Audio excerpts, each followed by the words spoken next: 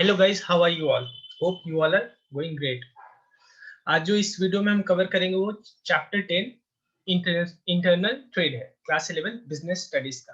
ठीक है, इस चैप्टर का ये फर्स्ट वीडियो है। मे बी ये 2 या 3 वीडियो में होगा। इस चैप्टर को हम कंप्लीट करेंगे 2 से 3 वीडियो में। ठीक है, इंटरनल ट्रेड। अच्छा, इस चैप्टर का हमारा जो लर्निंग ऑब्जेक्टिव है वो क्या है? After studying this chapter you should be able to know describe the meaning and types of internal trade, यानी इंटरनल ट्रेड का मीनिंग और उसका टाइप्स। दूसरा, specify the services of wholesaler to manufacturer and retailer, यानी कि wholesaler क्या service provide करता है मैन्युफैक्चरर और रिटेलर को। तीसरा हमारा explain the service of retailer, retailer क्या सर्विस प्रोवाइड करता है। Classify the types of retailers, यानी रिटेलर्स का कैटेगराइज करना। ठीक है, explain the forms of small scale and large scale retailer. ठीक है, 2 टाइप के रिटेलर होते हैं, स्मॉल और लार्ज, उनको एक्सप्लेन करना है। State the role of chamber of commerce and industry in the promotion of internal trade, यानी इंटरनल ट्रेड को बढ़ाने के लिए, प्रमोट करने के लिए chamber of commerce and industry क्या रोल प्ले करता है। Officiate the implementation of GST, और जीएसटी का इम्प्लीमेंटेशन के बारे में भी हम देखेंगे।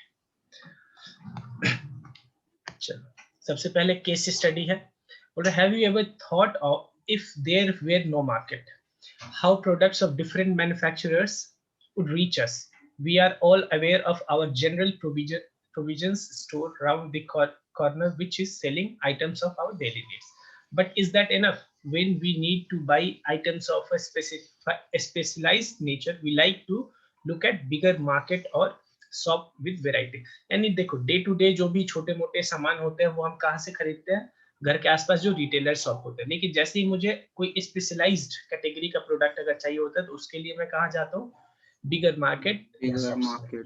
Our observation tells us that there are different type of shops selling different items or specialized goods, and depending on our requirements we purchase from certain shop or market. ठीक है, in rural areas we may have noticed people selling their goods on streets. These goods may range from vegetables to cloth. यानी village area में market एक establish market नहीं होता, तो वो क्या करते हैं, लोग जो सेल करते हैं वो रोड साइड पे ही बेचते हैं, whether that is vegetable, fruits or clothes.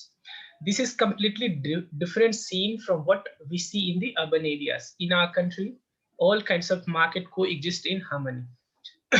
With the advent of imported goods and multinational corporations, we have shops selling these products too. यानी ग्लोबलाइजेशन के बाद जो बाहर का प्रोडक्ट भी इंपोर्ट भी हो रहा है, तो उसके थ्रू उनका भी प्रोडक्ट हम उस शॉप्स पे देख लेंगे कि वहां पे भी मिलता है। ठीक है, in big towns and cities there are many retail shop selling particular branded product, जैसे एक स्पेसिफिक ब्रांड का ही प्रोडक्ट होता है। ठीक है, वो भी बिकता है। जैसे डिवाइस का स्टोर हो गया, नाइकी का हो गया, एडिडास का हो गया। Another aspect of all this is how this product reach this shops from the manufacturer. यहाँ पे हम लोगों को जो भी यहाँ पे कथा सुनाया गया, इससे मतलब ये है कि जो ये प्रोडक्ट जहाँ पे मैन्युफैक्चर हो रहा है वहां से रिटेलर, यानी जहां से हम खरीद रहे हैं, वहां पे क्या प्रोसेस के थ्रू पहुंचता है। There must be some middleman doing this business, this job. Are they really useful और do prices increase because of them? क्या वो सच में जरूरी है या केवल प्रोडक्ट के प्राइस के इंक्रीमेंट के लिए ही उनको रखा गया है? ठीक है, तो सबसे पहला है हमारा introduction. Trade refers to buying and selling of goods and services with the objective of earning profit. Chapter 1 में ही हमने कर लिया था। ट्रेड क्या होता है? Buying and selling of goods and services, और उसमें मोटिव क्या हो हमारा? प्रॉफिट अर्न करना। Mankind has been engaged in trading in some form or the other. Since early days of civilization, the importance of trade in modern times has increased as new products are being developed every day and are being made available for consumptions throughout the world. ठीक है, and day by day एक नया ही product बनता रहता है। ठीक है, no individual or country can claim to be self-sufficient in producing all the goods and services required by it. यानी कोई एक ऐसा देश नहीं हो सकता जो दूसरे देश पर डिपेंडेंट ना हो, यानी कि कोई ऐसा देश नहीं हो सकता कि जो उसको चाहिए वो उसी के कंट्री में। ठीक है, thus each one is engaged in producing what it is best suited for. यानी कि इसी वजह से क्या करते हैं, जो उसका अपना इन्वायरमेंट है, जो सिचुएशन है, उस बेसिस पे जो भी प्रोडक्ट या सर्विस वो सूट करता है उसको बनाना वो उसी को बनाता है, ठीक है, और दूसरों को अगर चाहिए तो वो उसको देता है, और जो उसको जो चीज उसको जरूरत है और वो प्रोड्यूस या सर्विस क्रिएट नहीं कर पाता वो दूसरे से सर्विस ले लेता है, ठीक है। On the basis of geographical location of buyer and seller, trade can broadly be classified into two categories. दो कैटेगरी होता है, पहला होता है इंटरनल ट्रेड और दूसरा होता है external trade. Trade which takes place within country is called as internal trade. कोई इशू नहीं है, ये तो पता ही है हमें क्या कि एक देश के अंदर ही जो सेल परचेज होता है उसको क्या बोलते हैं हम? इंटरनल ट्रेड बोलते हैं. इंटरनल ट्रेड, ठीक है. ट्रेड बिटवीन टू और मोर कंट्री, जो जिस ट्रेड में एक से ज्यादा कंट्री इन्वॉल्व होती है उसको हम क्या बोलेंगे? उसको हम एक्सटर्नल ट्रेड, ठीक है. The present chapter discusses in detail the meaning and nature of internal trade. इस चैप्टर में हम क्या करने वाले हैं? इंटरनल ट्रेड के बारे में, and explain the different types, इसका टाइप्स भी देखेंगे, and the role of chamber of commerce in promoting internal trade, ठीक है. अब इस चैप्टर में हम क्या पढ़ने वाले हैं? इंटरनल ट्रेड स्पेशली हम पढ़ने वाले हैं और उससे रिलेटेड जो भी इश्यूज है. इंटरनल ट्रेड फिर से डिफाइन किया क्या? Buying and selling of goods and services with the boundary of a nation are referred as internal trade, whether the products are purchased from a neighborhood shop in a locality or the central market or the departmental store or a mall or even from a door to door sales person or from an exhibition. यानी आप इन सभी में से कहीं से भी purchase करोगे वो सभी किस चीज का कैटेगरी है? Internal trade. Internal trade. All these are example of internal trade as the goods are purchased from an individual or establishment within a country, ठीक है. No custom duty or import duty is levied on such trade as goods are part of domestic production and a mean for domestic consumption. कहने का मतलब कि देखो, जब हम दूसरे देश से सामान लाते हैं तो एक टैक्स पे करते हैं, जिस टैक्स का क्या नाम है? कस्टम ड्यूटी या इंपोर्ट ड्यूटी बोलते हैं, ठीक है. तो कस्टम ड्यूटी और इंपोर्ट ड्यूटी कब इन्वॉल्व होता है? जब दूसरे देश से सामान आता है. लेकिन यहाँ पे हमारे इंटरनल ट्रेड के केस में दूसरा कोई देश इन्वॉल्व नहीं होता, अदर कंट्री, तो इस केस में इंपोर्ट ड्यूटी और कस्टम ड्यूटी ये सब नहीं होता है. Generally payment has to be made in legal tender of the country or any other acceptable currency. यानी इस केस में, यानी जब हम इंटरनल ट्रेड करते हैं जो पेमेंट करेंगे वो रुपीस में करेंगे, ठीक है. मे बी आप अगर डॉलर दे तो वो एक्सेप्ट ही ना करें, या अगर वो एग्री है तो वो एक्सेप्ट भी कर सकता है, उसमें कोई इशू नहीं है, ठीक है. लेकिन नॉर्मली जो कंट्री का अपना टेंडर करेंसी है, लीगल टेंडर में जो यूज होता है उसी को हम यहाँ पे इंटरनल ट्रेड के केस में यूज करते हैं, ठीक है. अगला कि internal trade can be classified into two broad categories. Internal trade का दो ब्रॉड कैटेगरीज होता है, पहला होलसेल और दूसरा retail trade. Generally for products which are to be distributed to a large number of buyers who are located over a wide geographical area, it becomes very difficult for the producer to reach all the customers or users directly. For example, if vegetable oil or bathing soap or salt produced in a factory in any part of the country are to be reached millions of consumers throughout the country, the help of wholesaler and retailer becomes very important. यानी देखो, कोई भी सामान बनता है, मान के चलो ये मेरा एक फैक्ट्री है. क्या है?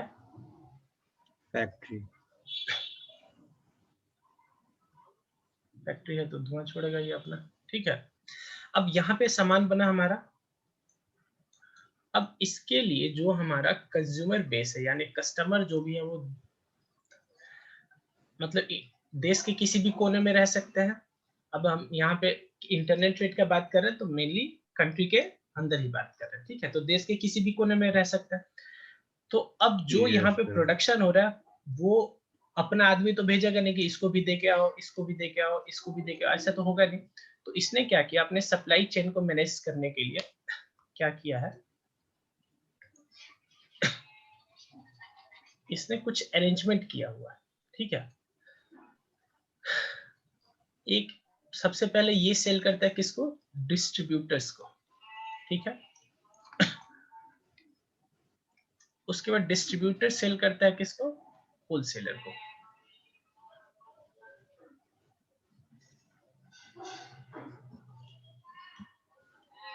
फिर होलसेलर देता है रिटेलर को, और फिर जाके तुम्हारा कंज्यूमर खरीदता है उससे, कंज्यूमर। ठीक है।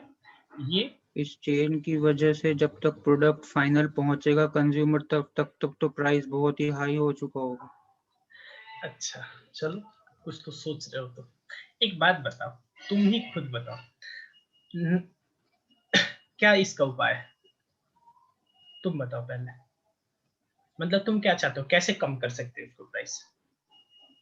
मतलब अगर फैक्ट्री से इतना बड़ा, मतलब ये प्रोसेस के थ्रू अगर पहुंचता है कंज्यूमर तक, हम्म तो जो एक्चुअल मतलब कॉस्ट था प्रोडक्ट का, हम्म वो मतलब बहुत ज्यादा इंक्रीज हो जाएगा, क्योंकि उसके थ्रू एक बात बताओ, पहुंचेगा। बट अगर प्रोडक्ट में केवल तुम उसका मटेरियल देखो, कोई भी प्रोडक्ट कैसे बनता है, एक तो उसमें मटेरियल यूज होता है, दूसरा उसमें यस लेबर यूज होता है, ठीक है, और तीसरा कुछ अदर, उसको ओवरहेड बोलते हैं, ठीक है, जिसमें कि सैलरी हो गया, इलेक्ट्रिसिटी चार्ज हो गया, डिप्रिसिएशन हो गया, ये सब हो जाता है, ठीक है।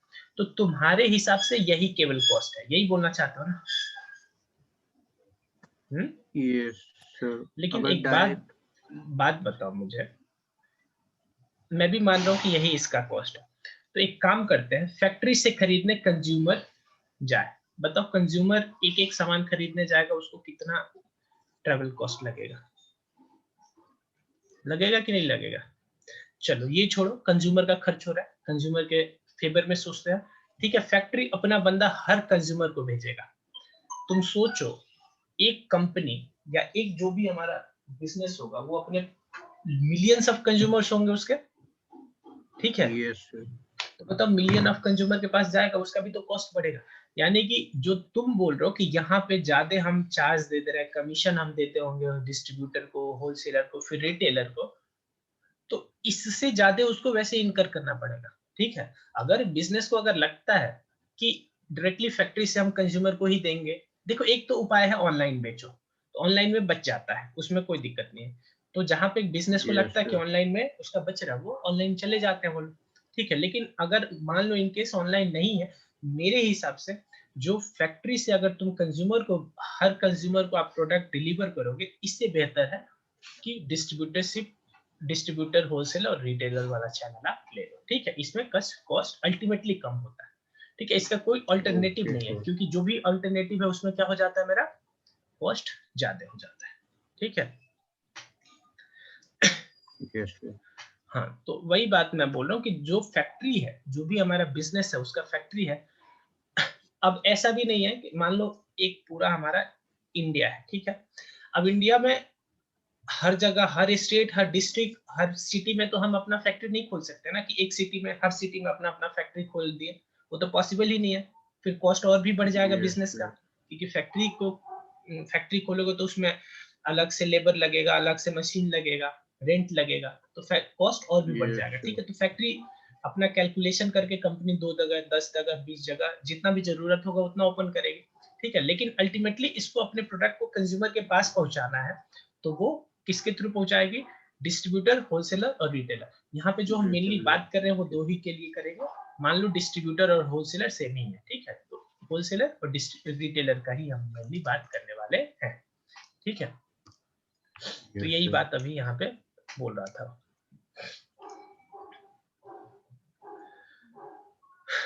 Purchase and sale of goods and services in large quantities for the purpose of resale or intermediate use is referred as wholesale. Wholesale क्या बोलते हैं? पहला तो जो यहाँ पे परचेस सेल हो रहा है वो लार्ज क्वांटिटीज में हो रहा है, ठीक है। और यहाँ पे जो हम परचेस सेल करते हैं उसका मकसद मेरा यूज करना नहीं होता, उसका मकसद होता है फर्दर, या तो उसको अपने बिजनेस में यूज करना होता है, या तो intermediate use in the business, या रीसेल का पर्पस होता है, ठीक है।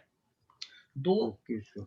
होलसेलर का दो पार्ट है क्या? पहला तो आप जो प्रोडक्ट परचेस करेंगे वो लार्ज क्वांटिटी में होना चाहिए, ये तो सिंपल। और उसके बाद दो दो कैटेगरी है क्या, वो रीसेल, या तो आपका रीसेल पर्पस हो या उसको आप अपने बिजनेस में यूज करो, ठीक है। Okay sir. On the other hand, purchase and sale of goods in relatively small quantities generally to ultimate consumer, ठीक है, is referred to as retail trade. On the other hand, retail trade किसको बोलते हैं? Purchase करना है small quantity में, और यहाँ पे पर्पस हमारा कंजम्पशन होता है, ठीक है। Traders dealing in wholesale trades are called as wholesaler. wholesale trader or wholesaler, and those dealing in retail trade are called as retailers. ठीक है. Both retailer and wholesaler are important marketing intermediary who performs very useful function in the process of exchange of goods and services between the producer and users or ultimate consumers. Internal trade aims at equitable distribution of goods within a nation, speedily and reasonable cost. देखो जो मेरा देखो ultimately हमारा जो product produce हुआ है वो factory में हुआ है. प्रोडक्ट जो मेरा प्रोड्यूस हुआ वो यहाँ पे हुआ है और ये पहुंचाना है मुझे यहाँ पे. ठीक है. यहाँ से यहाँ प्रोडक्ट पहुंचाने में जो होलसेलर और रिटेलर का जो पार्ट होता है, मतलब जो योगदान होता है, वो अच्छा है, यानी जरूरत है उसका. ठीक है. यानी किसी को भी हम इग्नोर नहीं कर सकते. ऐसा नहीं बोल सकते कि होलसेलर अच्छा है या रिटेलर अच्छा है. ठीक है. अच्छा, अब ये सब सोचते हुए कि कितना होलसेलर रखेंगे, अपना फैक्ट्री कहाँ कहाँ रखेंगे, रिटेलर कहाँ कहाँ रखेंगे. ठीक है. इसमें क्या क्या हम कंसीडर करते हैं.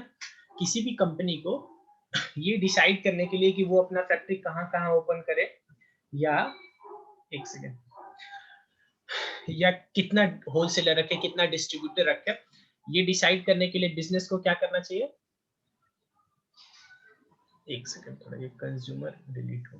ठीक है.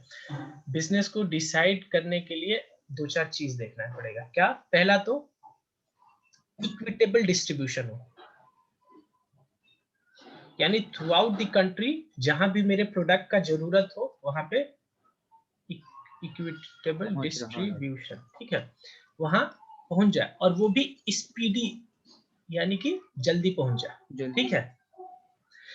अच्छा, जल्दी तो पहुंचे, लेकिन जल्दी में मतलब ये नहीं कि हवाई जहाज से भेज देंगे. ठीक है. इसमें भी दूसरा कॉस्ट इफिशिएंट भी हो, कॉस्ट भी उसमें कम लगे. ये दोनों को कंसीडर करते हुए ये सोचा जाता है कि हम कौन सा मोड यूज करने वाले हैं. ठीक है. क्या क्या? पहला तो स्पीडी पहुंच जाए और दूसरा इफिशिएंट हो. ठीक है. Cost efficient.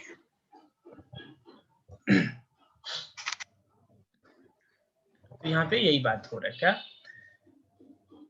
कि internal trade aims at equitable distribution of goods within a nation speedily and at reasonable cost, यानी efficiently. ठीक है. यानी सीधे सीधे हम बोल सकते हैं दो चीज. एक, ये करने से हमारे पास इफेक्टिवनेस भी होना चाहिए, यानी टाइम पे सामान पहुंच जाए. इफेक्टिवनेस रिलेट होता है टाइम से. और दूसरा इफिशियंसी, यानी इसमें हमारा कॉस्ट भी कम लगे. ठीक है. अब बात करते हैं हम होलसेल ट्रेड के बारे में. As discussed in the previous section, wholesale trade refers to buying and selling of goods and services in large quantity for the purpose of resale or intermediate use. ठीक है. ये हम लोगों ने already पढ़ लिया. Wholesaling is concerned with the activity of those person or establishment which sell to retailer and other merchants and or to industrial, institutional or commercial user, but who do not sell to significant amount to ultimate consumer. यानी कि देखो, wholesaler ultimately पहला तो वो retailer को बेच सकता है, या कुछ और बिजनेसेस हैं जो कि मेरे प्रोडक्ट को यूज करेंगे अपने बिजनेस में. तो देखो, कोई भी कंपनी होगा, अगर वो परचेस करेगा तो बल्क में ही खरीदेगा, तो उसको भी ये होलसेलर बेच सकता है. यानी किसी को बेच सकता है, लेकिन जो मेरा अल्टीमेट कंज्यूमर है उसको नहीं बेचेगा. और उसको भी बेच सकता है, लेकिन सिग्निफिकेंट अमाउंट में नहीं बेच सकता. मान लो एक होलसेलर है, अब मैं रोड से चल रहा था, मुझे मान लो पेप्सी खरीदना था, मान के चलो. ठीक है. तो मैंने देखा एक होलसेलर का वहां पे दुकान है, मैं वहां पे चला गया. तो अब वो सीधे ऐसे मना नहीं करेगा कि भैया हम नहीं बेच सकते. अगर उसके पास है तो वो बेच देगा, कोई दिक्कत नहीं है. ठीक है. लेकिन सिग्निफिकेंटली अब यहीं पे मेरा पर्पस ये नहीं हो जाना चाहिए कि अब मैं सारा अपने एरिया के कंज्यूमर को बेचूंगा. ठीक है. उसके लिए आपको रिटेलर को बेचना पड़ेगा. बोलो क्या बोल रहे थे. लेकिन यहाँ पे होलसेलर मतलब जैसे किसी और बिजनेस को अगर जरूरत है तो होलसेलर उसे बेच सकता है. लेकिन जिस बिजनेस ने ऑलरेडी होलसेलर के साथ कॉन्ट्रैक्ट रखा था कि उसका सामान वो मतलब रिटेलर तक पहुंचाएगा, फिर अल्टीमेटली कंज्यूमर तक पहुंचेगा, वो तो मतलब नहीं हुआ ना. वो तो दूसरे बिजनेस को बेच. अरे उसको भी बेच. अच्छा, तुम ये समझ रहे. देखो, होलसेलर इसको तो बेचेगा, यानी पर्सन और establishment which sell to retailer, ठीक है। पहला तो रिटेलर को तो बेचेगा ही, ऐसा नहीं कि इसको बेचना शुरू कर देगा तो रिटेलर को बेचेगा नहीं, ऐसा नहीं है।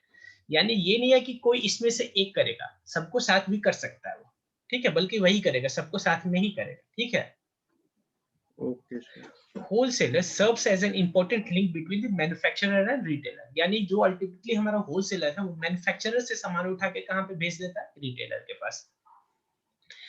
They enable the producers not only to reach large number of buyers spread over a wide geographical area through retailer, but also to perform a variety of functions in the process of distribution of goods and services. They generally take the title of the goods and bear the business risk by purchasing and selling the goods in their own name, ठीक है। वो manufacturer से purchase करता है और retailer को cell कर देता है, यहाँ पे अभी कुछ नहीं है। They purchase in bulk and sell in small lots, ठीक है। ये जो परचेज करेगा वो किस में करेगा, बल्क में करेगा, बल्क में। और एज कंपेयर टू जो बल्क में परचेज करेगा वो सेल जो करेगा वो बल्क से थोड़ा स्मॉलर क्वांटिटी होगा, फिर भी वो बल्क में ही होगा। ऐसा नहीं कि एक रिटेलर आगे बोलेगा कि एक प्रोडक्ट ले दो, ऐसा नहीं होता होगा। जैसे अगर ये थाउजेंड्स के लॉट में खरीदता होगा तो मे बी वो 50 के लॉट या 100 के लॉट में बेचेगा, ठीक है। ये नहीं कि अब एक एक प्रोडक्ट बेचेगा।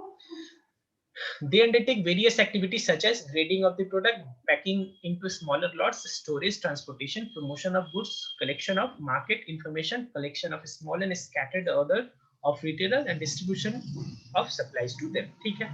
क्या क्या इसका काम हो सकता है, पहला तो ग्रेडिंग ऑफ प्रोडक्ट, यानी अलग अलग कैटेगरी का अगर प्रोडक्ट है उसको ग्रेड करना। फिर जैसे देखो उसके पास जो भी सामान आया होगा वो बल्क में, अगर मैंने थाउजेंड्स के लॉट में मंगवाया है तो वैसे ही पैकिंग आया होगा मेरे पास, तो उसको अब मैं 50 के पैकिंग में कन्वर्ट करूंगा 100 में, ठीक है। तो पैकिंग इनटू स्मॉलर लॉट्स, फिर उसको स्टोर करेगा। ऐसा तो है नहीं कि खरीदा और बेच देगा उसी टाइम, स्टोर करना पड़ेगा, तो स्टोर करेगा, फिर ट्रांसपोर्ट करेगा। प्रमोशन ऑफ गुड्स, यानी कि देखो अल्टीमेटली अगर ये प्रोडक्ट सेल होगा तभी उसको प्रॉफिट होने वाला है, तो प्रमोशन भी कर सकता है, ठीक है। और कलेक्शन ऑफ मार्केट इंफॉर्मेशन, और उसी हिसाब से मार्केट से इंफॉर्मेशन भी लेगा ताकि वो फर्दर अपना या तो मैन्युफैक्चरर के वो इंफॉर्मेशन पास ऑन कर देगा या खुद भी यूज कर सकता है, ठीक है। और अल्टीमेटली जो ये सप्लाईज है वो इनको यानी रिटेलर को प्रोवाइड मतलब सप्लाई देना, ठीक है। They also relieve the retailer of maintaining large stock of article and extend credit facility to them. इस बात को थोड़ा सा ध्यान से समझना। क्या बोल रहा है कि देखो अगर मान लो होलसेलर नहीं होता, मान लो wholesaler,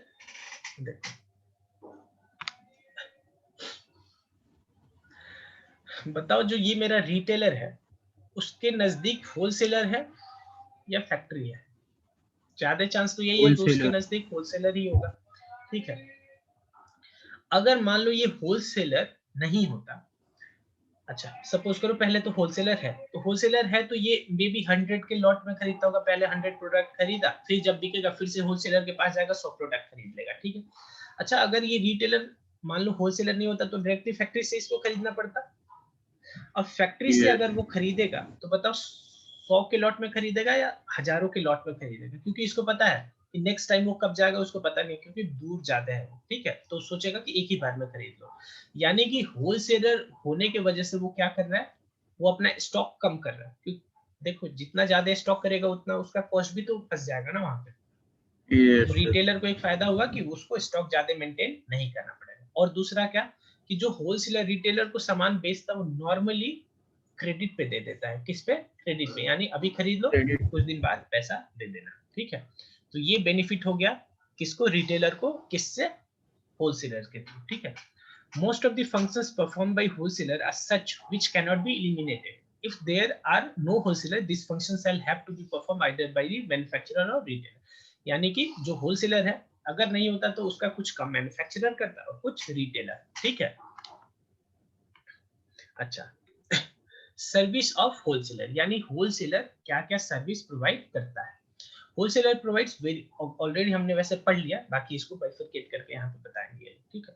wholesaler provide various services to manufacturer as well as retailer. तो आगे हम देखेंगे जो होलसेलर है वो मैन्युफैक्चरर को क्या सर्विस देता है और बाद में होलसेलर रिटेलर को क्या सर्विस देता है, ठीक है। क्योंकि जैसे देखो एक चीज, जो मेरा होलसेलर है वो कहाँ है, डिस्ट्रीब्यूटर को अभी पिक्चर से हटा दो, ठीक है। इसको अभी हटा दो। तो मैन्युफैक्चरर यानी फैक्ट्री और रिटेलर के बीच में है, तो यानी होलसेलर किन दो लोगों को सर्विस देगा, फैक्ट्री को और रिटेलर को। सेम वे जब हम रिटेलर पढ़ेंगे तो रिटेलर होलसेलर को सर्विस देगा और कंज्यूमर को देगा, ठीक है। तो अभी हम क्या पढ़ रहे हैं, अभी हम पढ़ रहे हैं services provided by the wholesaler, ठीक है। तो होलसेलर मैन्युफैक्चरर और रिटेलर दोनों को सर्विस देता है, ठीक है।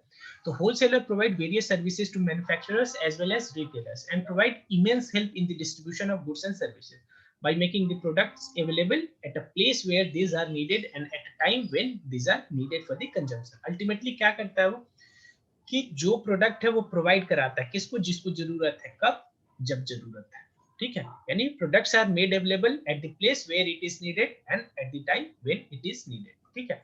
They provide both time and place utility. मुझे याद नहीं आ रहा, चैप्टर 1 ही था शायद, उसमें हमने यूटिलिटी के बारे में पढ़ा था, ठीक है।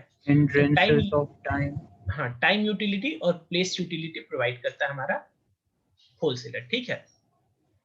यानी place utility through transportation, time utility कि जब प्रोड्यूस हुआ और जब कंज्यूम हुआ, इन दोनों के बीच का टाइम का भी गैप ये मेंटेन कर लेता है, ठीक है। The various services of wholesaler to different sections are discussed below. पहला service of wholesaler to manufacturer, ठीक है। Major service offered by wholesaler to the producer of goods and services are, पहला फैसिलिटेटिंग लार्ज स्केल प्रोडक्शन, ठीक है। जो wholesaler है वो किस चीज में खरीदता है, वो बल्क में खरीदता है एज कंपेयर टू रिटेलर, ये बल्क में खरीदता है। तो कंपनी अब अपना प्रोडक्शन फुल अमाउंट पे, लार्ज स्केल अमाउंट पे कर सकती है, ठीक है। Wholesaler collect small order from a number of retailer, ठीक है। जो होलसेलर है वो रिटेलर से छोटा छोटा ऑर्डर लेके और अल्टीमेटली वो पास ऑन कर देता है किसको, मैन्युफैक्चरर को, ठीक है। यानी अल्टीमेटली मैन्युफैक्चरर के पास ज्यादा बल्क में ऑर्डर आ गया तो अब वो लार्ज स्केल पे प्रोडक्शन कर पाएगा, ठीक है। एंड पास ऑन, यस आगे की, and pass on the pool of such order to the manufacturer and makes purchases in the bulk. और इसी वजह से वो क्या, जो परचेज जो करता है वो बल्क में करता है। बोलो बोलो। लेकिन जो होलसेलर होता है वो तो मैन्युफैक्चरर से बल्क में ही खरीदेगा, मतलब क्वांटिटी, हाँ, और फिर रिटेलर को कम स्लॉट्स में बेचेगा, हाँ, ठीक है। तो अल्टीमेटली तो होलसेलर को ही मतलब स्टॉक मेंटेन करना पड़ रहा है बहुत ज्यादा। नहीं, एक बात बताओ, चलो ठीक है, सोच रहे हो, बहुत खुशी का बात है। एक बात बताओ, अगर मैं तो एक काम करता हूँ, डिस्ट्रीब्यूटर को हमेशा कंफ्यूज कर रहा है ये बीच में आके, इसको हटाते हैं थोड़ी देर के लिए, ठीक है। एक बात बताओ, हमारे पास 3 है, कौन कौन, फैक्ट्री यानी इसको फैक्ट्री को हटा के मैन्युफैक्चरर लिख देता हूँ मैं। एक है हमारे पास मैन्युफैक्चरर, दूसरा है हमारे पास होलसेलर और तीसरा हमारे पास रिटेलर। इन तीनों में सबसे ज्यादा स्टॉक किसको मेंटेन करना पड़ेगा, तुम खुद सोच के बताओ। मैन्युफैक्चरर को। बस जवाब दे दिए तुम। अब तुम अपने ही क्वेश्चन को खुद से जवाब ले लो, मिल गया जवाब। यानी जो ज्यादा सेल करेगा वो उतना वो ज्यादा अपना स्टॉक मेंटेन करेगा। सबसे ज्यादा नंबर में अगर देखो, जो मैन्युफैक्चरर है उसके पास हंड्रेड्स में होलसेलर होंगे, ठीक है, और होलसेलर का हंड्रेड्स में रिटेलर होगा। अल्टीमेटली देखो तो सबसे ज्यादा सेल मैन्युफैक्चरर का ही होना है ना। तो मैन्युफैक्चरर एक होलसेलर को तो सोच के नहीं चलेगा, वो 100 के लिए स्टॉक मेंटेन करेगा। तो सबसे ज्यादा मैन्युफैक्चरर का होगा, फिर होलसेलर का, फिर रिटेलर का। Clear? Yes sir.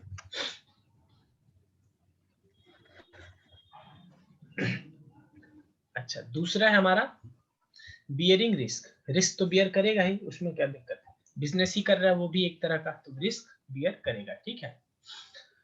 The wholesaler merchants deals in goods in their own name। अच्छा, वहां से देखो दो चीज होता है। एक तो देखो जो होलसेलर है वो इंप्लॉय नहीं है मैन्युफैक्चरर का। अगर इंप्लॉय होता तो फिर भी रिस्क किसका होता है, मैन्युफैक्चरर का, या सीधे बोल सकते हैं एजेंट नहीं होता है, वो ये अपना बिजनेस करता है।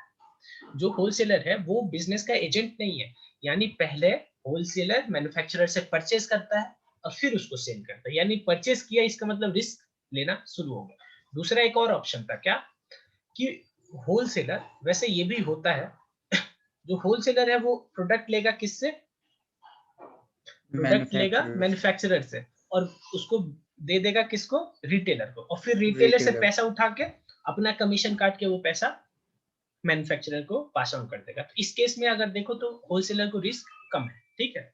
तो नॉर्मली हम जो यहाँ पे कर रहे हैं ये परचेज सेल के कॉरेस्पॉन्डिंग कर रहे हैं, ठीक है। अच्छा, take delivery of the goods and keep the goods purchase in large lots in their warehouse. उसके बाद उस प्रोडक्ट को वेयरहाउस में रखता है। In the process they bear variety of risk such as the risk of fall in price, हो सकता है उस प्रोडक्ट का प्राइस फॉल हो जाए, थेफ्ट हो जाए, पिल्फरेज यानी चोरी बोलते हैं इसको शायद, ठीक है, spoilage, fire, etc. To that extent they believe the manufacturers from bearing this risk, they relieve. हाँ देखो, अगर मान लो ये स्टॉक नहीं मेंटेन करते तो अल्टीमेटली किसको करना पड़ता, मैन्युफैक्चरर को, क्योंकि देखो मैन्युफैक्चरर को सेल तो करना ही, चाहे वो होलसेलर के थ्रू जाए या डायरेक्टली रिटेलर के पास जाए, ठीक है। तो ये बीच में आके एक बात बताओ मुझे कि देखो जो मैन्युफैक्चरर है यहाँ पे सब अपना अपना बिजनेस करने आया है, ठीक है। तो अगर मैन्युफैक्चरर यहाँ पे, होलसेलर यहाँ पे है, तो होलसेलर जैसे ही बीच में आया, मैन्युफैक्चरर और रिटेलर के बीच में जैसे ही होलसेलर आया, क्या बताओ मैन्युफैक्चरर का प्रॉफिट कट हुआ या नहीं हुआ, कम हुआ ना। तो कम हुआ प्रॉफिट, तो इसका रिस्क भी तो कम होना चाहिए। तो यानी होलसेलर जितना प्रॉफिट कमा रहा है उसी हिसाब से अपना रिस्क भी ले रहा है, ठीक है। तो वो होलसेलर जो है वो मैन्युफैक्चरर का रिस्क भी कम करता है और प्रॉफिट भी कम करता है साइमल्टेनियसली। अगला है हमारा financial assistance. The wholesaler provides financial assistance to the manufacturer in the same that they generally make cash payment for the goods purchased by them. To that extent, the manufacturer need to block their capital in the stock. ठीक है. Sometimes they also advance money to the producer for bulk orders placed by them. ठीक है. Relevant point नहीं है. सीधे बोल रहा है कि जो wholesaler है वो जब सामान परचेज करेगा तो वो मैन्युफैक्चरर को मे बी एडवांस में दे दे या कैश डीलिंग होता है तो उसको जल्दी पैसा आ जाता है, ठीक है। अगला है हमारा एक्सपर्ट एडवाइस। जो होलसेलर है, एक बात बताओ, होलसेलर अगर देखो तो ज्यादा नजदीक है ना मेरे रिटेलर और कंज्यूमर से, तो उसके पास ज्यादा डीप नॉलेज होगा, एक्सपर्ट थोड़ा सा होगा उस चीज में, ठीक है। तो ये अपना एक्सपर्ट एडवाइस किसको दे सकता है, मैन्युफैक्चरर को, कि कस्टमर का क्या डिमांड है, मार्केट आपसे आपके प्रोडक्ट में क्या बेहतरी चाहता है, ठीक है। As the wholesaler are in direct contact with the retailer, they are in a position to advise the manufacturer about various aspects including customers' taste and preference, market condition, competitive activity, and the features preferred by the buyer. They serve as an important source of market information on these and related aspects. अगला हमारा help in marketing function. अभी हमने देखा था कि जो wholesaler है वो प्रमोशन भी करता है, यानी जो हमारा होलसेलर है वो अगर वो प्रमोशन नहीं करता तो अल्टीमेटली पूरा का पूरा प्रमोशन किसको करना पड़ जाता, मैन्युफैक्चरर को। तो इन सेंस मैन्युफैक्चरर का थोड़ा सा मार्केटिंग वाला काम होलसेलर कर देता है, ठीक है। The wholesaler take care of the distribution of goods to a number of retailer who in turn sells these goods to a large number of customers spread over the large geographical area. This relieves the manufacturer from many marketing activity and enables them to concentrate on the production activity. अच्छा, marketing वैसे class 12 का topic है। जो marketing होता है, sorry, marketing के अंदर बहुत कुछ आता है। प्रोडक्ट का डिस्ट्रीब्यूशन भी जो होता है वो भी मार्केटिंग का पार्ट होता है, ठीक है।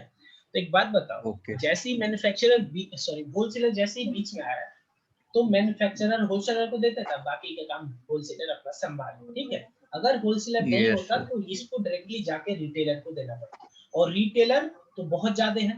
देखो अगर 10 होलसेलर हैं तो मान के चलो 100 रिटेलर होंगे, तो अभी कंपनी को केवल 10 लोगों को, मतलब मैन्युफैक्चरर को सीधे 10 लोगों को दे देना है सामान। अगर दूसरा सिचुएशन होता तो 100 रिटेलर्स को देना थोड़ा महंगा पड़ जाता कंपनी के लिए, तो यहाँ पे उसको रिलीफ मिल गया। अगला हमारा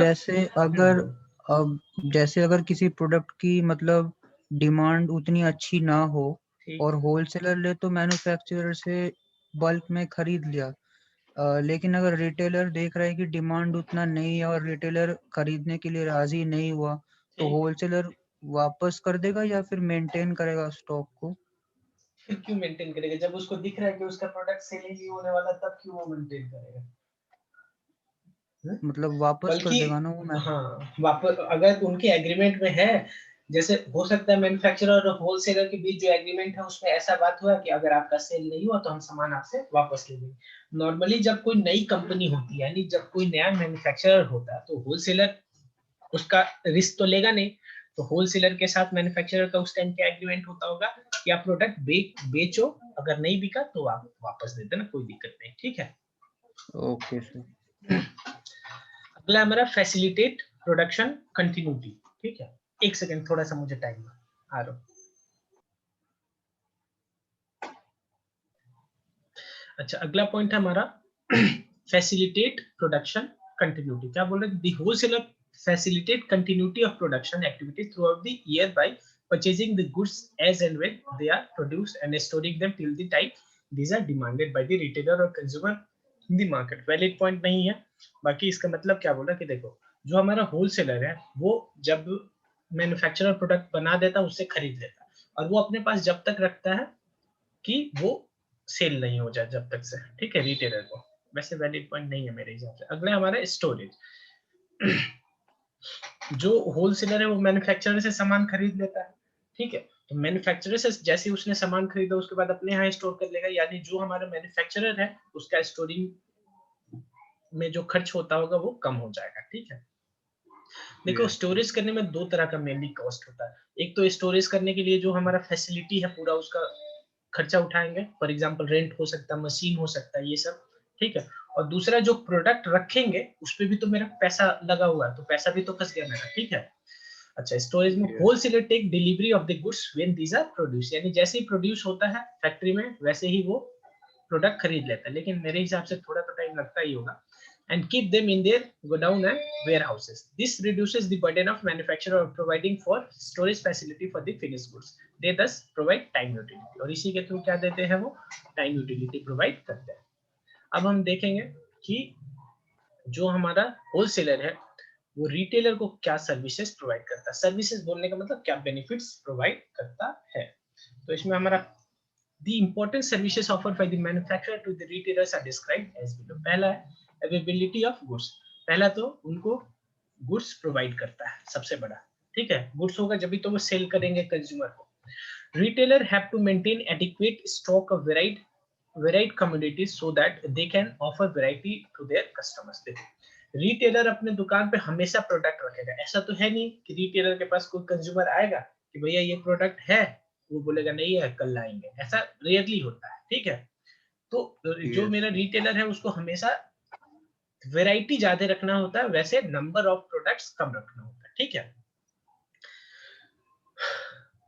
The wholesaler make the products of various manufacturer readily available to the retailer। और ये जो प्रोडक्ट रखता है रिटेलर वो अल्टीमेटली कौन देता है उसको? Wholesaler. This relieves the retailer of the work of collecting goods from the several producer and keeping the big inventory of the same। और इससे क्या हो जाता है कि ये बच जाता है। अगर होलसेलर नहीं होता तो रिटेलर को हर एक, जैसे सपोज करो कोई भी एक सिंगल प्रोडक्ट है, मान के चलो कि सोप है, ठीक है। तो एक सोप है, ठीक है। अब अगर रिटेलर के पास सोप जाओगे लेने तो बताओ, एक ही सोप तो होगा नहीं उसके पास। हो सकता है उसके पास डब भी हो, पियर्स भी हो, लिरिल भी हो, लक्स भी हो, ठीक है। बहुत सारा वैरायटी होता है, डेटल भी हो, ठीक है।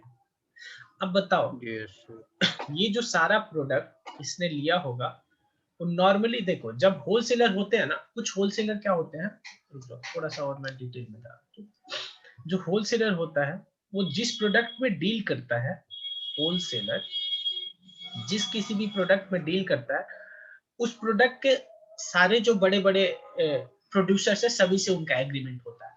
यानी ये डेटल का भी सामान रखता होगा, डफ का भी रखता होगा, पियर्स यानी जो जो प्रोडक्ट है सबका रख लेगा, ठीक है।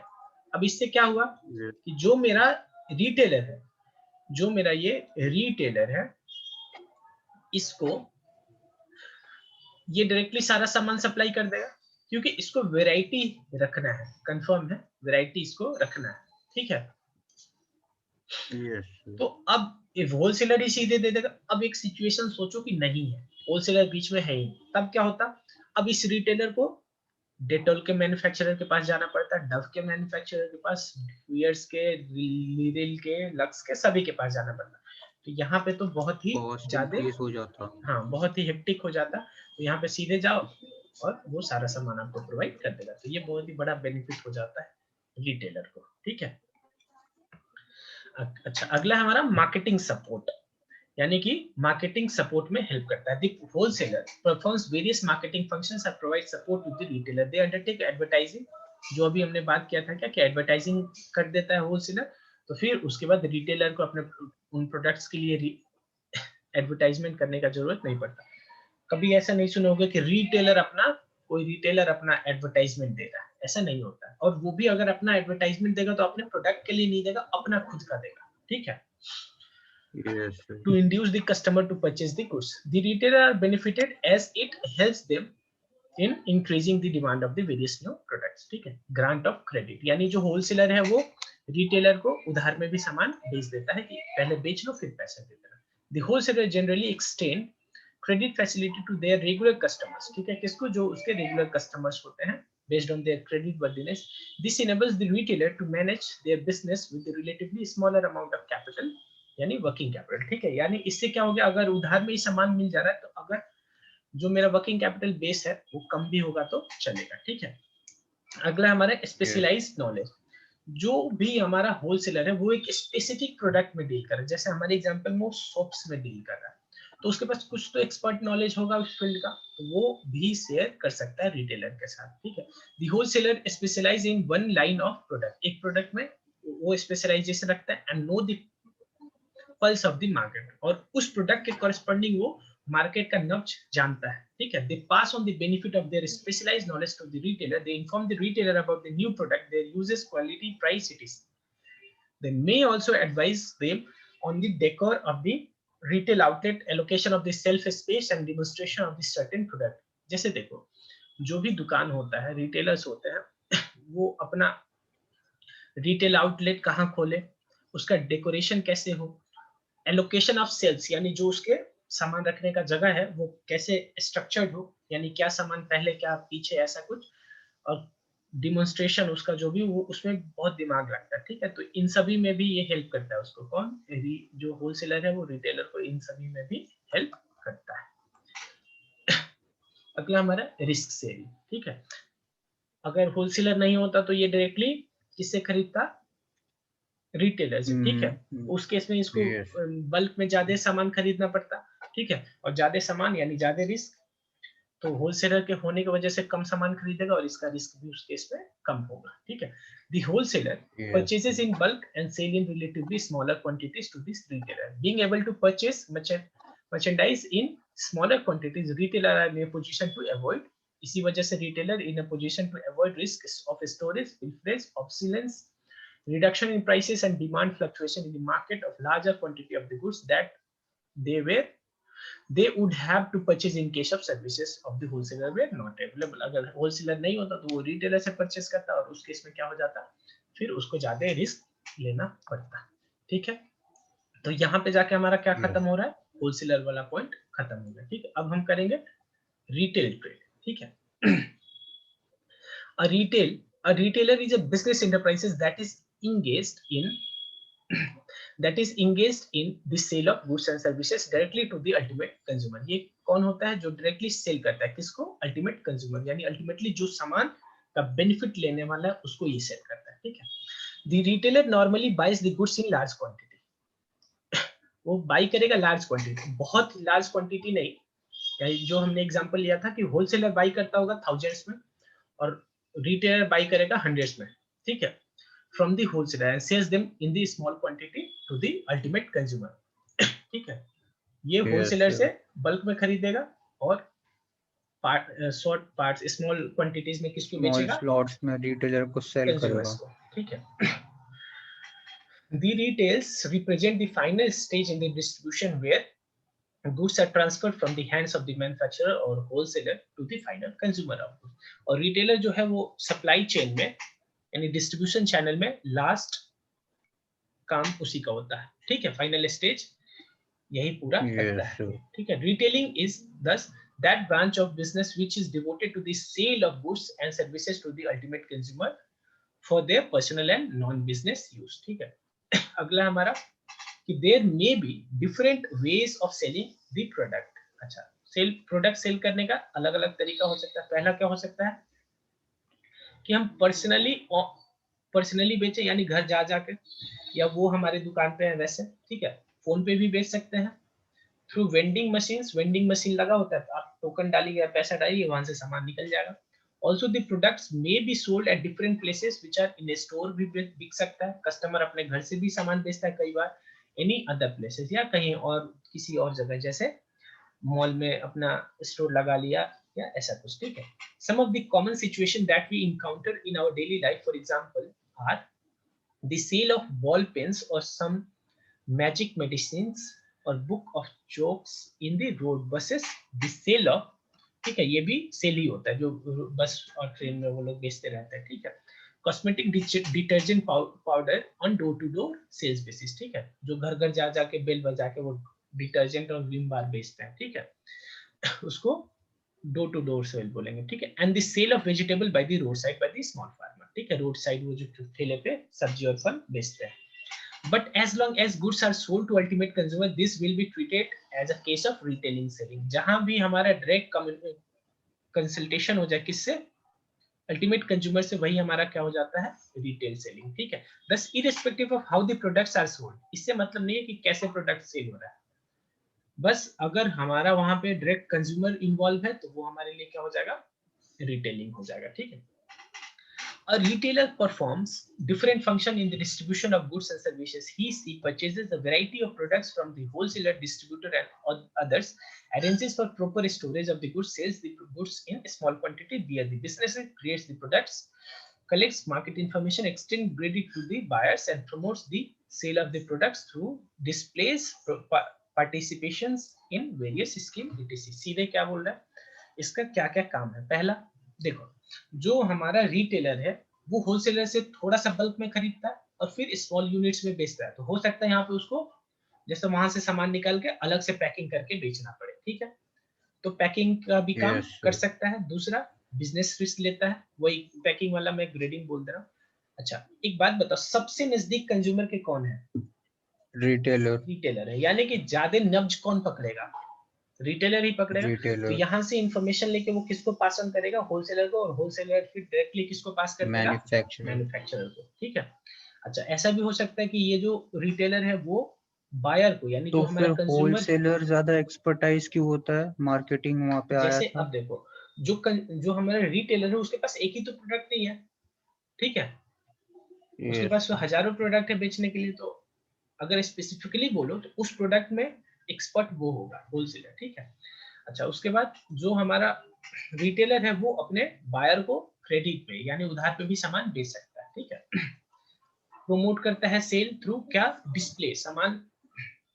अच्छा, एक बात बताओ, कौन सा सामान देखते हो ना कि दुकान पे बाहर में सामान कुछ डिस्प्ले में रखते हैं, वो ऐसे ही नहीं रखते हैं. जो होलसेलर होता है ना, अगर उसका इन्फ्लुएंस है उस रिटेलर पे तो वो रखवा के जाते हैं कि आप ये सामान प्लीज बाहर रखो. ठीक है, रिक्वेस्ट करके.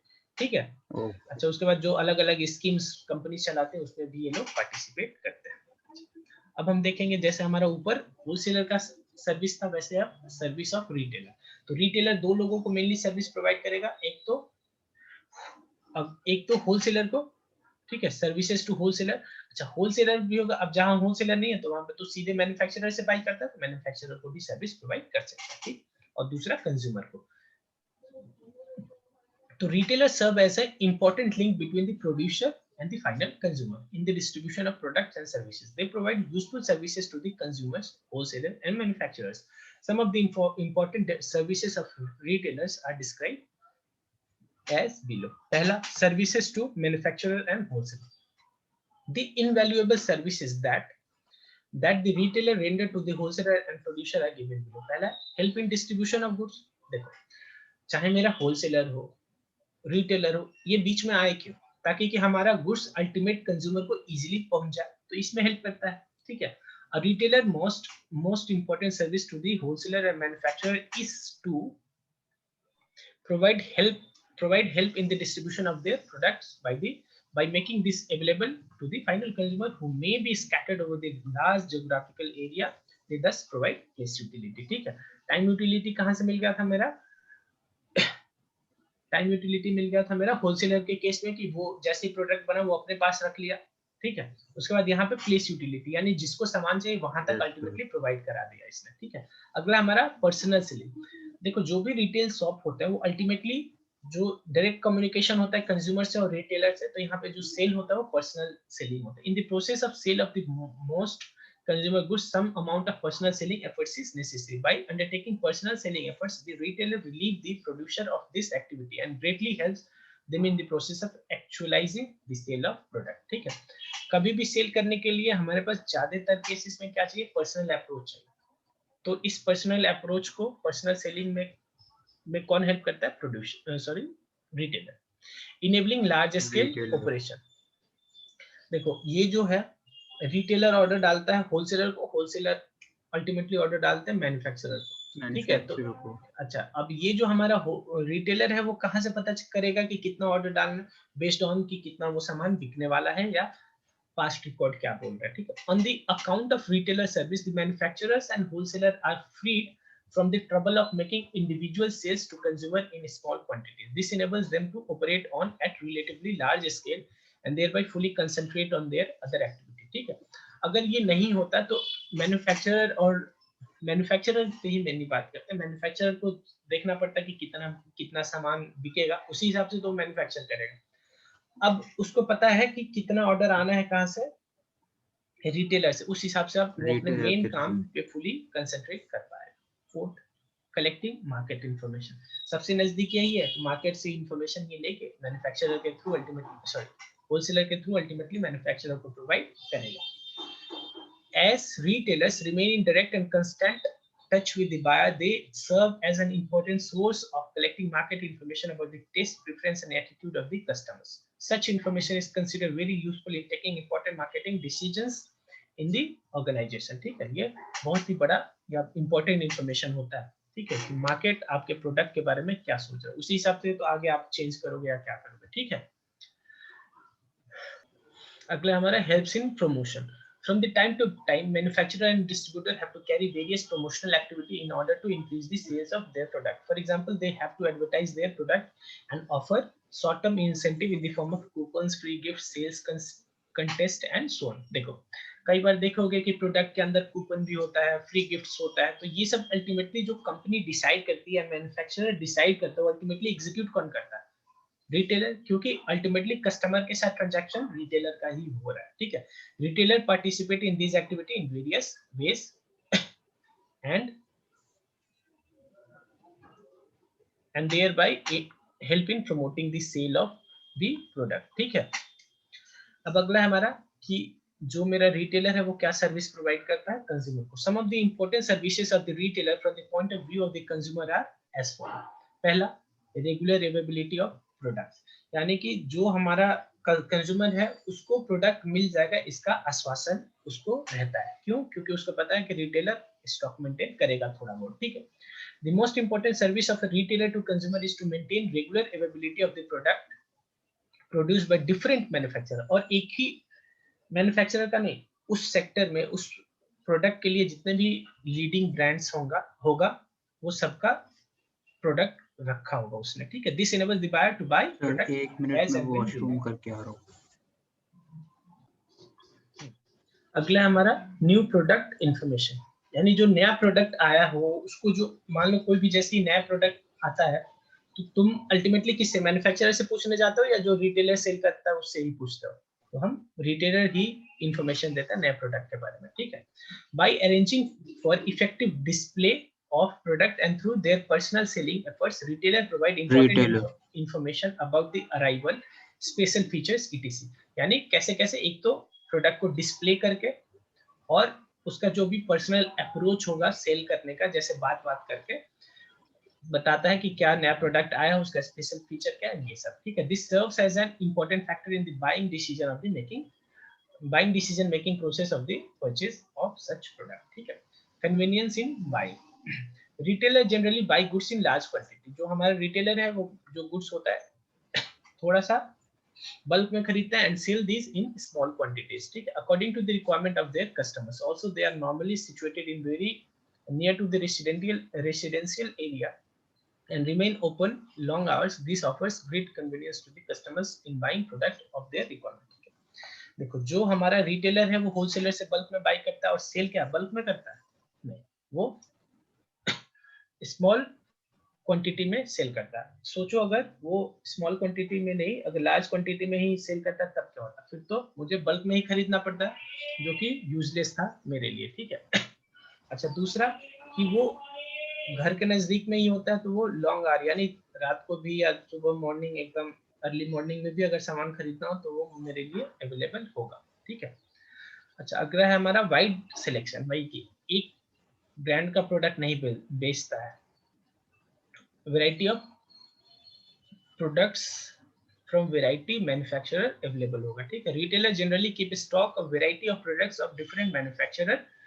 This enables the consumer to make their choices out of a wide selection, ठीक है, of goods. After sales service, एक बात बताओ, अगर तुम कोई सामान खरीदे और वो सामान खराब निकलता है तो सबसे पहले तुम किसके पास जाते हो? मैन्युफैक्चरर के पास नहीं जाते हो, रिटेलर के पास जाते हो, ठीक है। Retailer provide important after sale service in the form of home delivery, supply of spare parts and attending to the customers, ठीक है। चाहे वो स्पेयर पार्ट्स के सप्लाई का बात हो या होम डिलीवरी का बात हो या बाद में कस्टमर सपोर्ट का बात हो, अल्टीमेटली आप उसी के पास जाओगे, ठीक है। This becomes an important factor in the buying decision to repeat the purchase of the product, ठीक है। और उसी से आप डिसाइड करते हो कि नेक्स्ट टाइम आपको खरीदना है फिर से प्रोडक्ट या नहीं। अगला, प्रोवाइड क्रेडिट फैसिलिटी, यानी यहाँ पे ये सामान जो है वो उधार भी बेचता है, किसको? कंज्यूमर को, ठीक है। Retailer sometimes provide credit facility to their regular buyer. This enables the latter to increase their level of consumptions and thereby their standard of living, ठीक है। क्रेडिट के थ्रू भी सेल करता है, ठीक है। अगला हमारा टॉपिक है टाइप्स ऑफ रिटेल ट्रेडिंग। इसको हम नेक्स्ट वीडियो में कवर करेंगे, ठीक है। बाकी हम इस वीडियो को यहाँ पे बंद कर रहे हैं। अगर आपको कोई डाउट हो तो कमेंट सेक्शन में मेरे से पूछ लीजिएगा। वीडियो अच्छा लगा होगा तो लाइक कर दीजिएगा, चैनल को भी मन करे तो सब्सक्राइब कर लीजिएगा। और वीडियो देखने के लिए आप सभी का बहुत बहुत धन्यवाद। Bye, thanks for watching, bye.